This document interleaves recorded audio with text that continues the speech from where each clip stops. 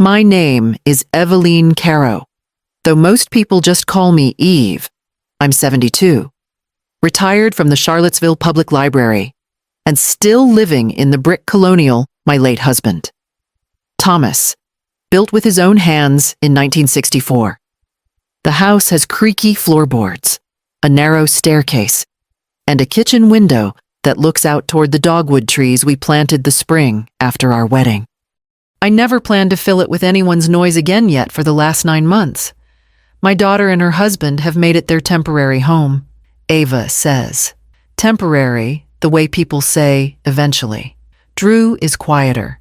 He works long shifts at the hospital, then spends his evenings fixing whatever's already fixed. I cook, keep the laundry moving, and tell myself it's only until they find a place of their own. That Tuesday started like all the others. I roasted chicken with rosemary and lemon, mashed the potatoes, and set the table for 3. The smell filled every room, familiar and forgiving. For a few minutes, we almost felt like a family again. Over dinner, Ava scrolled through her phone while Drew spooned carrots onto his plate. They spoke about rent prices, impossible mortgages, and how people their age would never own anything. I listened, nodded, passed the salt. Then Ava sighed. Honestly, Mom, all this stress wouldn't exist if we used what's already ours. I looked up. What do you mean? Sweetheart. She gestured around us, as if the walls were just another asset. This house, it means nothing sitting here. We can sell it any time and split the money. You'd still have more than enough. Her tone was casual, almost bored. The sound of it hollowed something inside me. For 30 years, this kitchen had carried laughter, arguments, birthdays, every breath of our lives. And now it was just nothing. I put my fork down. This house isn't for sale, I said. My voice was calm, but it shook beneath the words. Drew cleared his throat. Sensing what Ava didn't, she leaned back, unbothered, like we were debating a parking space. I smiled faintly, the way librarians do when they've just closed a book that hurt more than they expected. After dinner, I washed the dishes alone. The water was hot, my hands steady. Upstairs, their laughter echoed faintly through the floorboards. I dried the last plate, turned off the light, and went to my study to make a phone call. The study still smelled faintly of cedar and old paper. Thomas had built the shelves himself, each plank smooth and steady. Like his voice when he used to calm me down. I sat at his old desk and let the quiet settle until I could hear my own breath again. My phone rested beside the lamp. My hands didn't shake when I scrolled through my contacts. They stopped on Mara Klein, a friend I'd known since our sons played Little League together. Mara had always been direct, the sort of woman who carried calm like a skill. When she answered, her voice was low and warm. Eveline, everything all right? Can you list my house tonight? I asked. There was a small pause. You're serious? I'm steady, I said. Send the forms. I'll sign them. The email arrived minutes later. The cursor blinked at the bottom of the agreement like it was waiting to see if I meant it. I read every line address, disclosure, agent fee, and then typed my name, Eveline Carrow. The sound of my own signature clicking into place felt like something locking. Not anger, not revenge, just a decision. Clean and heavy. I walked back to the kitchen. The lights were still on. The table half cleared.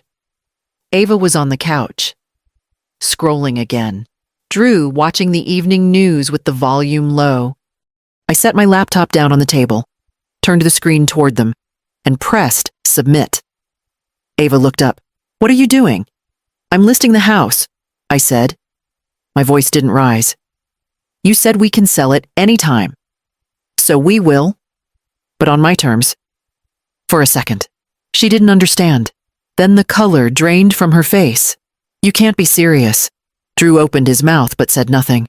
I've never been more serious, I said. closing the laptop gently. The sound of the latch clicking shut filled the silence between us. Ava stood there, hands trembling, caught between shock and fury. Drew's fork scraped softly against his plate, the only sound left in the room, and for the first time in months, I felt the floor beneath me hold firm. The argument didn't explode, it fractured, quiet and sharp. Ava's voice rose behind me as I set the laptop down on the counter. You can't just decide things like this. You're throwing us out for no reason. I'm not throwing anyone out, I said. I'm selling my house. You're guests, not prisoners.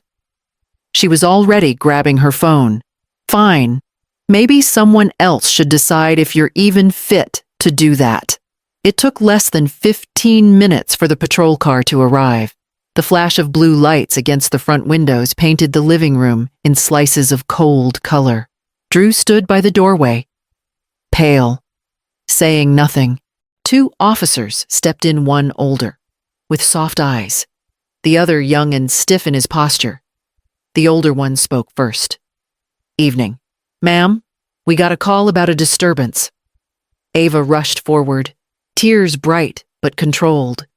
She's unstable. She's selling the house out from under us. We have a baby, and she's just... The officer held up a hand. Let's slow down. Whose name is on the deed? I went to the study, retrieved the folder, and placed the paper on the table between us. Mine, I said simply. Eveline Carrow. It's all there. The older officer scanned it, nodded once, and handed it back. This is her property, he said to Ava. It's a family matter, not a police one. Nobody's being removed tonight. Ava's face burned red. You can't just leave, she's ruining everything. The younger officer's tone stayed even. Ma'am, nothing illegal is happening here. Try to resolve this privately. When the door closed behind them, the house fell utterly silent. No baby cries, no television hum, just the low ring in my ears from all the shouting. I walked to the kitchen sink and turned on the water.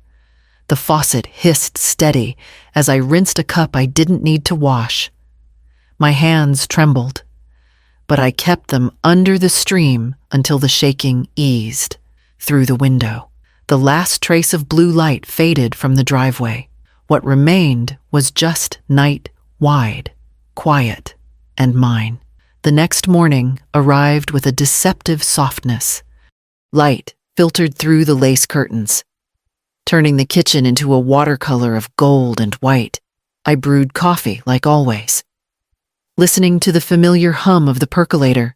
Somewhere down the hall, the baby cooed, and for a brief second, I believed we might start over.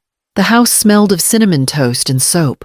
I half expected Ava to walk in, eyes tired, voice softer, ready to apologize. Instead, I heard her voice low and urgent behind the closed guest room door.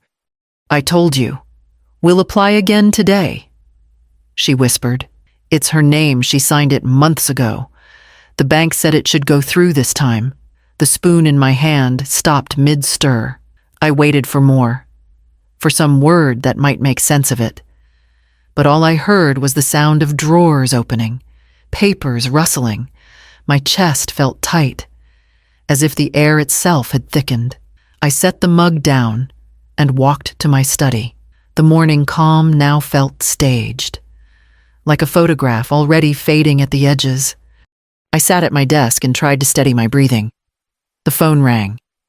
It was Mara. Eveline, good morning. Listen, while the title office was reviewing your file, something came up. Her tone changed gentle, hesitant. There's a pending home equity loan application attached to your property. It's in your name. My pulse kicked hard against my ribs. That's impossible. It lists an authorized signer. Mara continued. Ava Carrow Green. It looks like she used an existing power of attorney.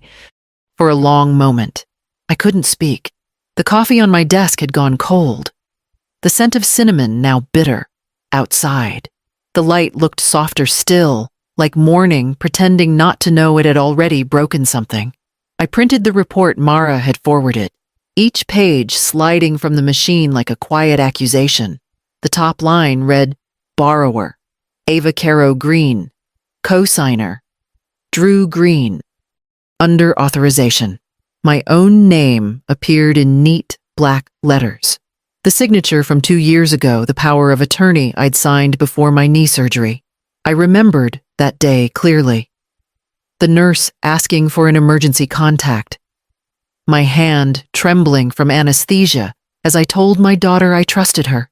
Now, that same ink had become a weapon I hadn't known I'd given her. I carried the papers into the dining room.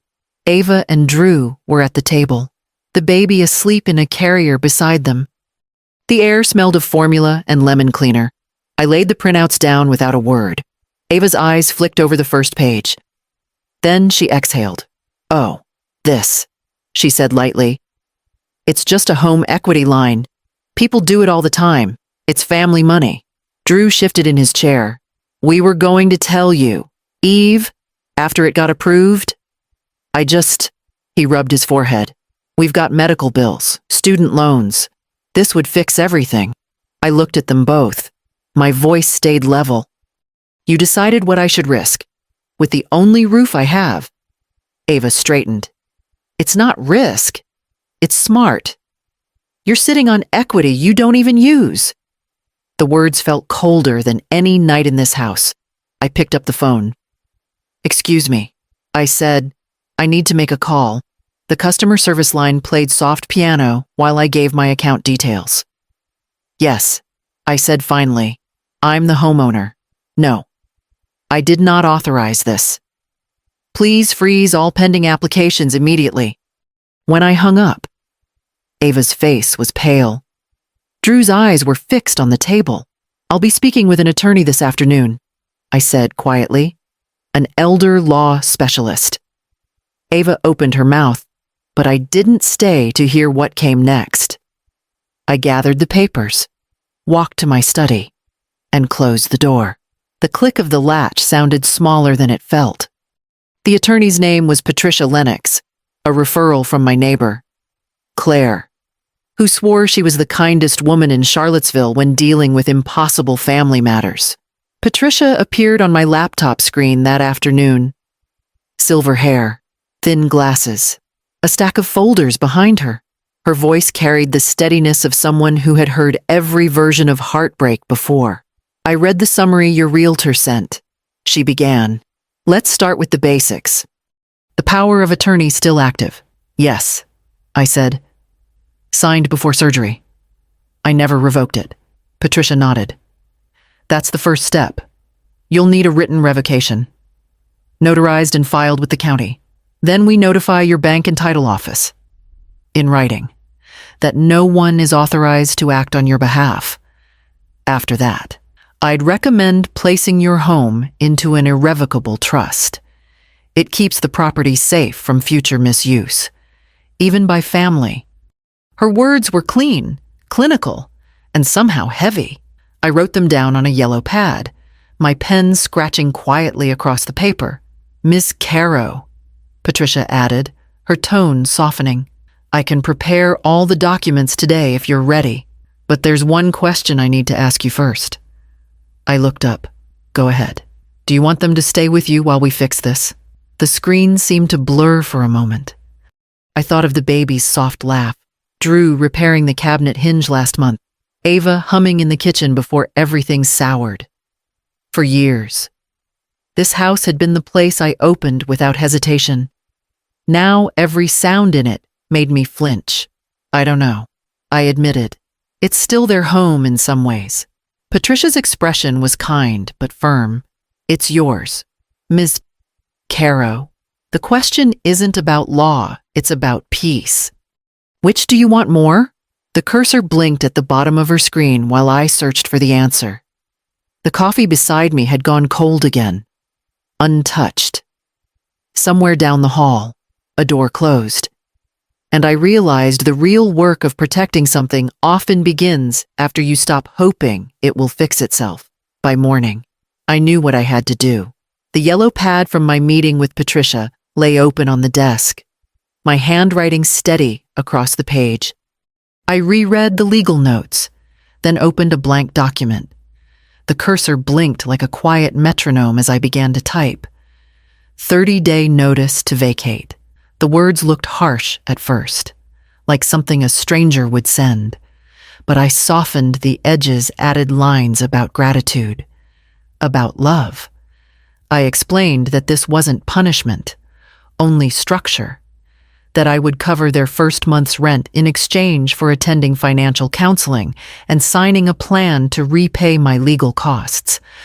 It took nearly an hour to shape it into something both firm and merciful when I printed 2 copies. The paper was still warm from the machine. Ava and Drew were in the kitchen when I handed it to them. The baby sat in her high chair, smearing cereal on the tray. Drew read quietly. His lips tightened. Ava's face flushed red. "This is emotional blackmail," she said. "You're controlling us just to make yourself feel better." I sat down across from her.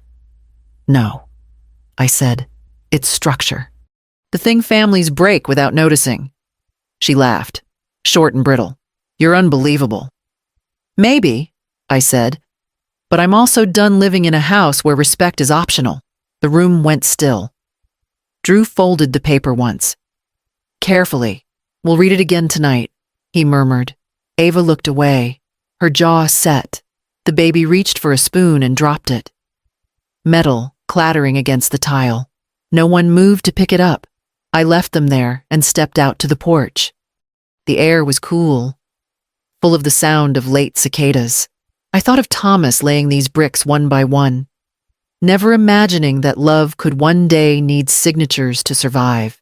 Inside, the printer whirred again, copying the letter I'd just written. Boundaries, I thought, are a kind of faith. You draw them because you still believe something worth saving might remain.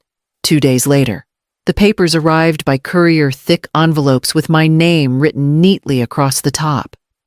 Patricia had prepared everything: the revocation of power of attorney, the notice to the bank, and a new set of documents for something she called an irrevocable living trust. I made tea before I opened them. The sound of the kettle reminded me of the years when Thomas would hum in the kitchen, shuffling through the morning paper. He always believed in paperwork, sign it right. Eve, he used to say, so no one can undo what matters. Now it was my turn to make sure no one could undo what we built. I read every line slowly. The trust named me as the lifetime resident of the house no one could sell, borrow against, or alter it while I lived. When I was gone, whatever remained would fund the Thomas Carrow Scholarship for local teachers, a quiet tribute to the man who once spent his evenings tutoring neighborhood kids for free. The language was clean and final.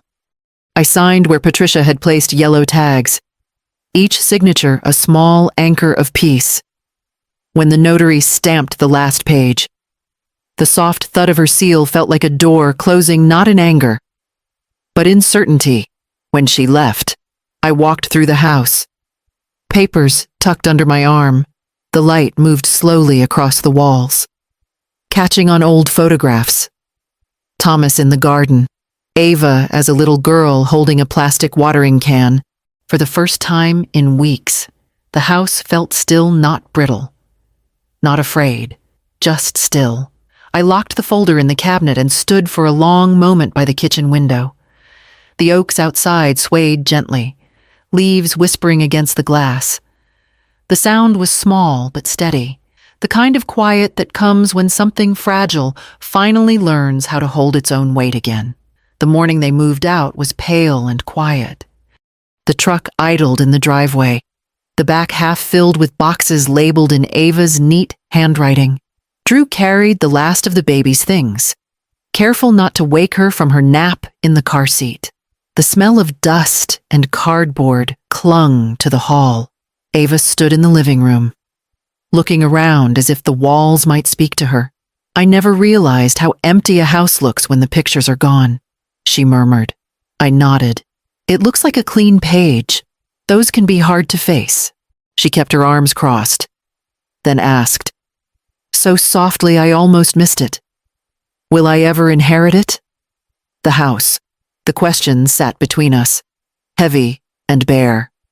I thought of Thomas, of the years spent painting these walls, fixing the roof after storms, planting marigolds for every summer she came home from college. I wanted to answer gently, but the truth had to stand on its own. No, I said. You won't. Ava blinked, eyes glistening. So, that's it. Not quite. I said, you'll inherit something better, my time. If you want it, my forgiveness, and Sunday dinners when you're ready for them. She looked down, the words catching somewhere deep, for the first time in months. She didn't argue. I went to the kitchen, took the slow cooker from the counter, and wrapped the cord around it. Take this, I said, handing it to her. It'll save you money, and it makes a good stew for small places. Ava held it like something fragile. Thank you, she whispered. Outside, Drew started the truck. The baby stirred, making a small, sleepy sound. Ava stepped onto the porch, turned once to look back, and managed a quiet smile. When they drove away, the air in the house shifted, not lighter, not emptier, just honest. I stood by the doorway, one hand on the frame, and breathed until the silence stopped hurting. Weeks passed before the house found its rhythm again. The trust had been filed, the deed re-recorded under its new protection, and the listing quietly withdrawn. The for sale sign disappeared from the front yard, leaving behind a faint rectangle of pale grass where the sun hadn't reached.